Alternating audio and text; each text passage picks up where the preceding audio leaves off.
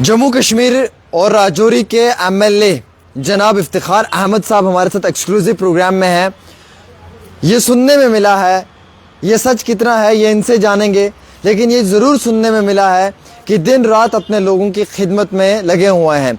हालांकि एक्टिव काम कर रहे हैं राजौरी खित्ते के अंदर।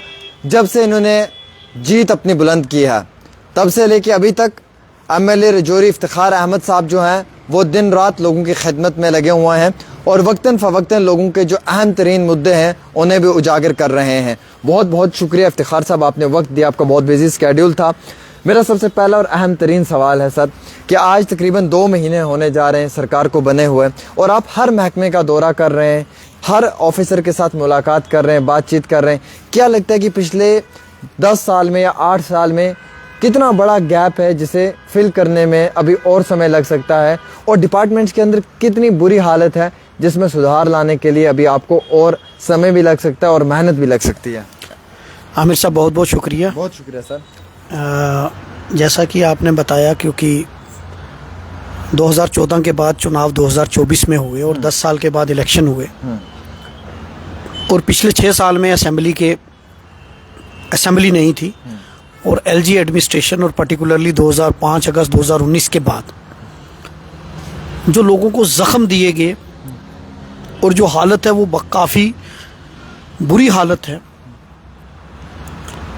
लोगों को बेसिक ज़रूरतें, आमिर साहब मैं कहूँगा कि छोटी छोटी ज़रूरतें, कागज़ों में तो बहुत बड़ी बड़ी बातें हैं लेकिन एक्चुअल में जम्मू कश्मीर के साथ इन्होंने एक एक्सपेरिमेंट लेबॉर्ट्री बनाकर हर टेस्ट वहाँ किया। और जो दिल्ली की सरकार है, एनडीए की सरकार, मोदी सरकार है, उसने जम्मू कश्मीर के लोगों को ऐसे ऐसे ज़ख्म दिए कि उनकी भरपाई करने में समय लगेगा।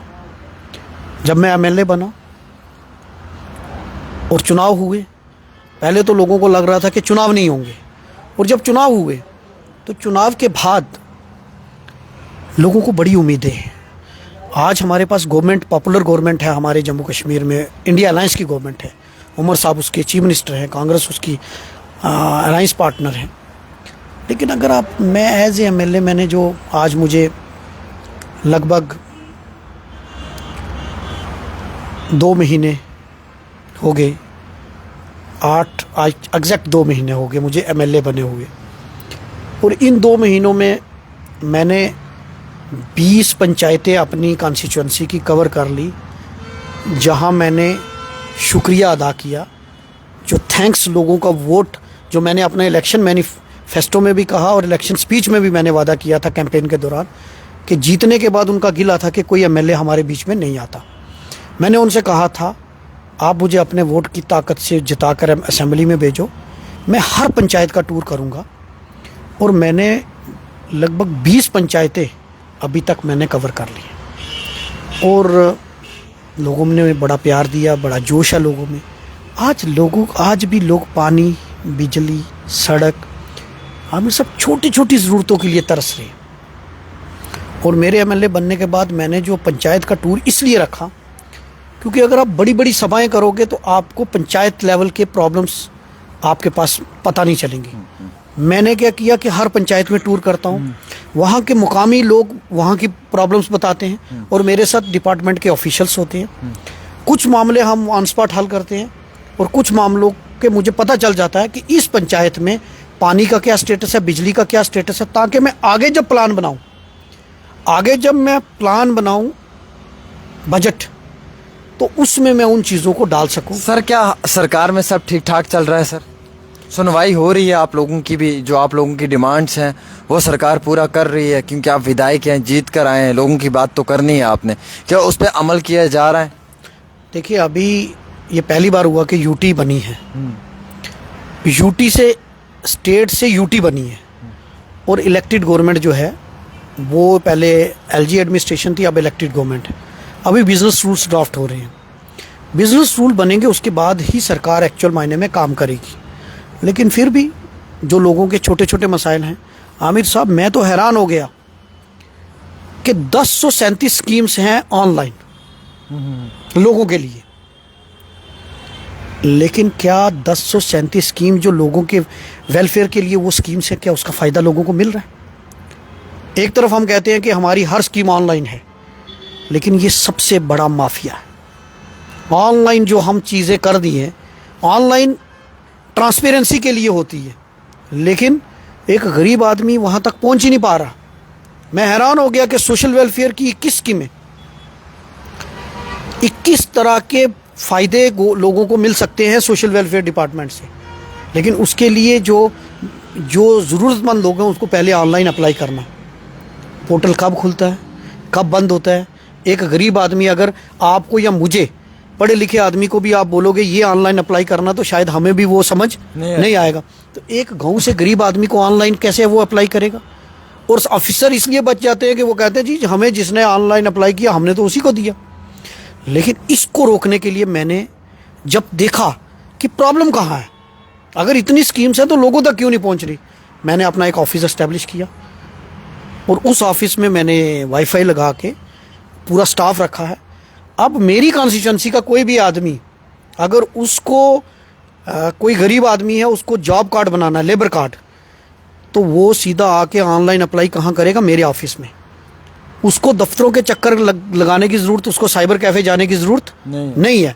वो वहाँ से अप्लाई करेगा और मेरा ऑफिस उसको परस्यू करेगा, मेरा स्टाफ परस्यू करेगा कंसर्न डिपार्टमेंट। सर अफसर भी काम करना शुरू हुए हैं क्या? इनको आदत करवाई आपने थोड़ी काम करने की? क्योंकि पिछले 4-5 सालों में तो इनको आदत थी नहीं काम करने की। अब आप विधायक बने, एमएलए बने, तो अब तो आपका प्रेशर रहा होगा इनके ऊपर, तो क्या आप इनको थोड़ी बहुत काम करने की आदत हुई? देखिए, ऑफिसर भी हमारे अपने ऑफिसर हैं, वो कहीं बाहर से, या मतलब वो भी समाज का हिस्सा है। हाँ, एक चीज़ होता है कि जब इससे पहले वो अकाउंटेबल नहीं थे, एक एमएलए को रात को आप 10 बजे जाके उठा सकते हो, ऑफिसर को नहीं उठा सकते थे। तो आप तो कभी भी इलेक्टेड गवर्नमेंट का मुतबादल कभी भी ब्यूरोक्रेसी नहीं हो सकती, ये मैं बड़े रसूख के साथ कह सकता हूँ। लेकिन ये बात है कि जिन ऑफिसर्स को हम काम बता रहे हैं वो ऑफिसर्स काम करते हैं। लेकिन जो पिछली 6 साल की आदतें हैं, 10 साल की आदतें हैं, जाते जाते जाएंगी, लेकिन जाएंगी, मैं ये कहूँगा जाएंगी। हाँ, उमर अब्दुल्ला की हुकूमत में क्या कांग्रेस को भी प्रॉपर तरीके से जो है वो प्रायोरिटी दी जा रही है? क्या कांग्रेस को भी जो है वो एक मुकम्मल तौर के ऊपर अपने साथ इस अलायंस के अंदर जो है वो हिस्सेदारी मिल रही है? देखिए, हम आउटसाइड हमने सपोर्ट की है, कांग्रेस अलायंस पार्टनर है इस सरकार का, और ठीक है, जब भी कोई मीटिंग होती है हमें कॉल किया जाता है। और वैसे भी मंत्रियों के टूर हुए तो एमएलएस को पूछा जाता है, क्योंकि सुरेंद्र चौधरी साहब मेरे वहाँ राजौरी से डिप्टी चीफ मिनिस्टर हैं, उन्होंने भी अपने डिपार्टमेंट को हदायत दी है कि आपने कॉन्स्टिट्यूंसी में एमएलए साहब को कॉन्फिडेंस में लेना है। बाकी भी मिनिस्टर्स जब आते हैं तो कोऑर्डिनेशन में कोई कमी नहीं है, जो भी आते हैं। अभी हम सब के पीरो मुर्शिद मियां अल्ताफ़ साहब का टूर था राजौरी में, और जीएमसी में उन्होंने रिव्यू मीटिंग ली, मैं उसमें मौजूद था। और मैं आपको बताते हुए मुझे खुशी हो रही है कि मियां अल्ताफ़ साहब ने 1 करोड़ अपने सीडी फंड से हॉस्पिटल में एक सराय बनाने के लिए दिया। मैं, क्योंकि वो हॉस्पिटल, वो मेडिकल कॉलेज मेरी कॉन्स्टिट्यूंसी में आता है, और बीइंग एमएलए मैं उनका, मियां अल्ताफ़ साहब का तहे दिल से शुक्रगुजार हूँ कि उन्होंने अपने सीडी फंड से 1 करोड़ रुपया सराय बनाने के लिए लोग दिया, जिसमें गरीब लोग रहेंगे। और मियां साहब की इससे तो बड़ी दुनिया फैज़याब होती है। सर बिल्कुल सही चीज़ आपने कही। स्पेशल स्टेटस और गारंटीज़ की बात करते हैं सर। स्पेशल स्टेटस को लेकर अभी तक भी कोई क्लेरिफिकेशन नहीं हो पाई, गारंटीज़ की बात की जा रही हैं, उन गारंटीज़ के ऊपर भी लोग कंफ्यूज्ड हैं। अब इस इंटरव्यू में नज़रें आप पे होंगी कि आप ऐसा कौन सा बयान देंगे जिस बयान से एटलीस्ट उनके कन्फ्यूजन्स क्लियर होंगे। तो ये जो स्पेशल स्टेटस है या ये जो गारंटीज़ हैं, इनके हवाले से थोड़ा बोलें, लेकिन बोलेंगे जो वो ओपनली आप बोलेंगे। देखिए, एक बात मैं कहूँगा, मैंने जो जम्मू कश्मीर की रियासत के लिए जो ऑनरेबल डिप्टी चीफ मिनिस्टर साहब ने असेंबली के अंदर रेजोल्यूशन मूव किया कॉन्स्टिट्यूशनल गारंटीज़ को लेकर, जिसमें बीजेपी ने बहुत बवाल किया, मैंने फ्लोर ऑफ द हाउस भी अपनी फर्स्ट मेडन स्पीच में, मैंने जो स्पीच है उसमें भी मैंने कहा, पहली स्पीच उसमें मैंने कहा कि बीजेपी वाला कोई भी लीडर आके मुझसे डिबेट कर ले। ये दोहरा मापदंड क्यों है? मतलब हम कहते हैं कि हमें स्टेटहुड दे दो, हम कहते हैं कि हमें लैंड की गारंटी दे दो, हमारी ज़मीनों पर हमारे जम्मू कश्मीर के लोगों का ही हक हो, नौकरियों पे हो, हमारे नेचुरल रिसोर्सेज पे हमारा हक हो, हमारा कल्चर प्रोटेक्शन हो। जैसे अभी लद्दाख वालों ने प्रोटेस्ट किया, अब सुना है कि वो उनको 95% नौकरियों पे लद्दाख के लोगों का हक है। अगर आप हिमाचल में ये लॉज इंप्लीमेंट कर सकते हैं, कॉन्स्टिट्यूशनल गारंटी दे सकते हैं, मुझे तो देश में पूरा काम करने का मौका मिला। अगर लक्षद्वीप में आप दे सकते हैं, अगर आप नॉर्थ ईस्ट में दे सकते हैं, तो वो जब डिमांड करें तो वो देशभक्त, जब जम्मू कश्मीर के लोग ये डिमांड करें तो वो हम देशद्रोही होंगे। ये दोहरा मापदंड क्यों है, मैं आपके माध्यम से बीजेपी के लोगों से पूछना चाहता हूँ। और दूसरी बात, मैं उनसे भी पूछना चाहता हूँ, क्या आपको स्टेटहुड नहीं चाहिए? आप जम्मू के लोगों को बताओ कि हमें स्टेटहुड नहीं चाहिए। आप अगर इतना हंगामा असेंबली के अंदर करते हैं तो आप लोगों को गुमराह करते हैं। आप ये बताइए, क्या जम्मू का जो डोगरा है, क्या जम्मू के जो निवासी हैं, वो ये नहीं चाहते कि यहाँ की नौकरियों पे यहाँ के लोगों का अधिकार हो, यहाँ के नौजवानों का अधिकार हो, हमारे रिसोर्सेज पे हमारा अधिकार हो? आज बिजली हमारे यहाँ बनती है, आमिर साहब, बिजली बनती है, और वो जाती कहाँ है? नेशनल ग्रिड में। तो क्या हमें उसका फ़ायदा कुछ हो रहा है? हमें क्या फ़ायदा है? मतलब रिसोर्सेज हमारे, लेकिन हमें बिजली के इतने इतने बिल पकड़ाए जाते हैं। अगर हमारे अपने रिसोर्सेज पे हमारा अधिकार होगा तो हमारे पास हमारा रेवेन्यू भी जनरेट होगा और हम खुशहाल होंगे। ये बड़ी बेहतरीन चीज़ आपने कही। इस चीज़ को लेकर सर मैं आपका अप्रिशिएट करूंगा कि बड़ी पॉजिटिव सोच है। हमेशा हम भी यही चीज़ कहते हैं। सर, एक मुद्दा पूरे देश में सुर्खियों में आ चुका है, अजमेर की दरगाह को लेकर सर्वे है, सिंबल वायलेंस में 5 मुसलमानों की मौत होगी, गोली मारी पुलिस ने उन्हें यूपी के अंदर। ये सब सर्वे के लिए ऑर्डर जारी किए जा रहे हैं। जहाँ एक तरफ प्लेसेस ऑफ वर्शिप एक्ट 1991 है जो कहता है 15 अगस्त 1947 से पहले जो मस्जिद मंदिर जहाँ पे वो रिप्लेस नहीं होगा। सुप्रीम कोर्ट ने राम मंदिर के समय में कहा कि ये बेसिक स्ट्रक्चर है, लेकिन दरगाहों और मस्जिदों के समय में इस कानून को प्रॉपर इम्प्लीमेंट नहीं किया जाता है। क्या लगता है आपको as a citizen of India, किस तरीके से आप इस पूरे मामले को देख रहे हैं जो एक नया तूल पकड़ रहा है हिंदू सेना की तरफ से? देखिए, जब कोई सरकार, चुनी हुई सरकार ऐसी चीज़ों को बढ़ावा देगी तो समाज में अराजकता फैलेगी। मेरा ये मानना है कि ये चीज़ गलत है। आपको दरगाहों पर, मंदिरों पे, मस्जिदों पे, चाहे किसी भी का धर्म स्थल हो, उस पर जो चीज़ वो है। आप आज अगर आप ढूंढने निकलेंगे तो आप सिवाय फसाद के, झगड़े के कुछ नहीं पाओगे। आप किसी एक वर्ग की भावनाओं को ठेस पहुंचाओगे। मैं इसकी कड़ी निंदा करता हूं, और मैं उतने ही कड़ी शब्दों में बांग्लादेश में जो माइनॉरिटीज़ पर अत्याचार हो रहा, मैं उसकी भी निंदा करता हूं। क्योंकि हमारा मज़हब इस्लाम ये नहीं सिखाता कि हम किसी को नुकसान पहुंचाएं। तो यहाँ बीजेपी की तो राजनीति ही यही रही, कभी हिंदू तो कभी मुस्लिम। अब वो जब ऐसे मामले होते हैं तो उनका मुंह चुप। मोदी जी इस पे बयान देना, वो कहते हैं सबका साथ, सबका विकास, सबका विश्वास।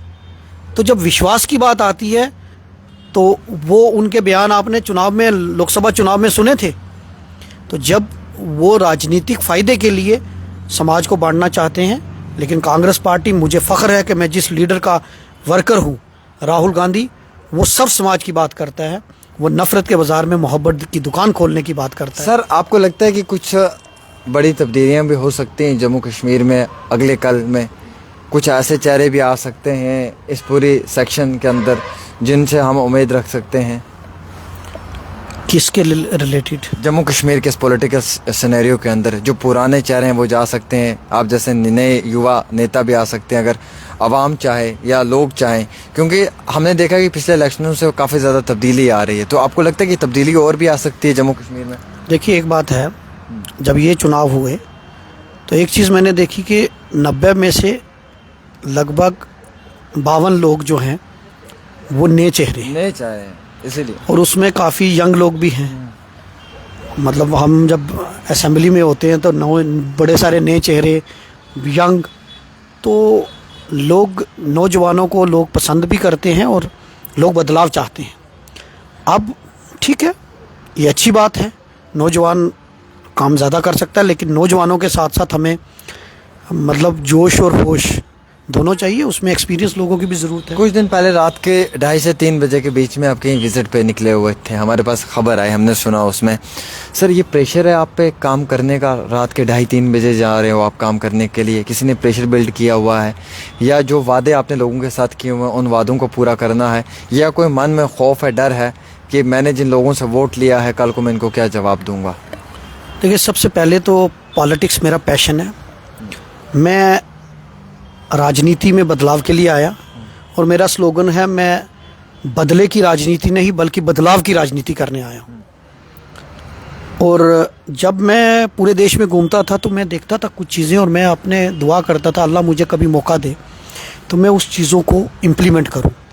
आज मुझे अल्लाह ने मौका दिया और लोगों ने भर भर के वोट दिया। आमिर साहब, लोग क्या क्या कयास लगाते थे, आज मुझे हर वर्ग ने, लोग कहते हैं हिंदू मुस्लिम चुनाव हुआ, मैं कहता हूं कि सबसे सेकुलर चुनाव हमारे रजौरी का हुआ, जिसमें जात पात की बात ही नहीं, मजहब की बात ही नहीं, पहाड़ी गुज्जर की बात करते हैं। मुझे पहाड़ियों ने भी वोट दिया, मुझे गुज्जर बकरवालों ने 100% वोट दिया, मुझे हिंदू कम्युनिटी ने 10,000 से ज़्यादा वोट दिया।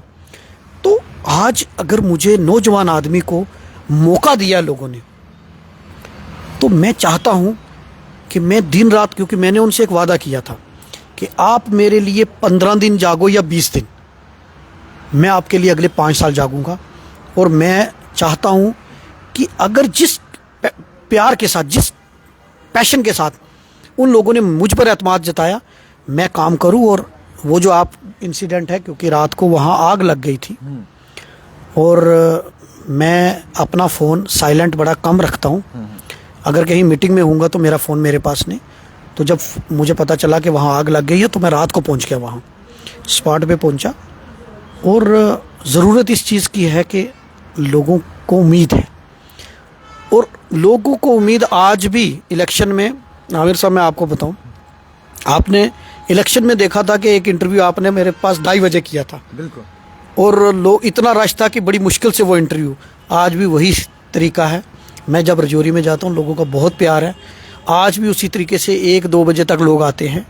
और मैं कभी भी किसी को ये नहीं बोलता कि मैं नहीं हूँ, जब कोई आता है तो मैं उसकी बात सुनता हूँ, क्योंकि उन्होंने हमें चुना है, हम जनता के नौकर हैं। क्या बात है, ये सबसे बेहतरीन चीज़ कही इन्होंने।